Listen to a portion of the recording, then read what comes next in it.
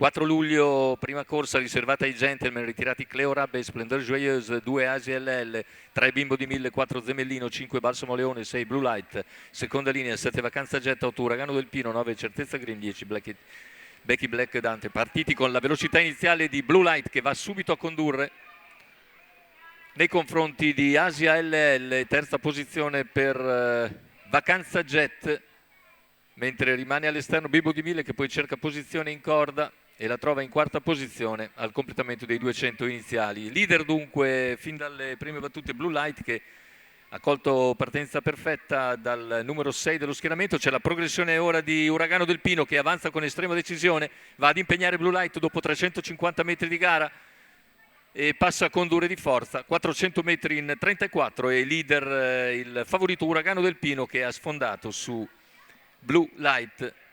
Terza posizione per Asia LL, poi Vacanza Jet, Bimbo di 1000, gli altri nelle identiche posizioni, non cambia nulla. Dopo 600 metri il favorito però è al comando. 45,5 per i primi 600 con Uragano del Pino in testa nei confronti di Blue Light e Asia LL. Sposta dalla quarta posizione ora Vacanza Jet, prova a seguirla anche Becky Black Dante. Intanto se ne sono andati i primi 800 in 1 minuto e 8 decimi e il chilometro viene coperto dalla testa nell'ordine del 1, 16 e 4.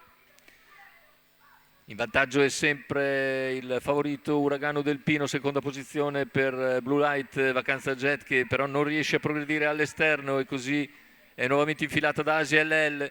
400 alla conclusione, Uragano del Pino in testa, Blue Light in scia, poi Vacanza Jet mentre prova a venire via in mezzo alla pista anche Balsamo Leone. Intanto però accelera Uragano del Pino e in arrivo Uragano del Pino controlla e va a concludere netto vincitore. Il secondo posto è per Blue Light, al terzo chiude Balsamo Leone.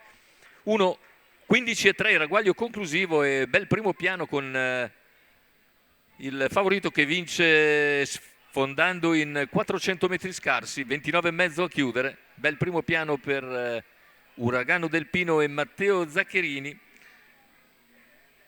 Il training di Marco Bortolotti per la scuderia Limitless. Andiamo a rivedere il primo piano netto, facile, sicuro per Uragano del Pino alla quinta vittoria consecutiva nonostante i 2 mesi di assenza dalle piste. Il secondo posto per Blue Light, al terzo di spunto finisce Balsamo Leone.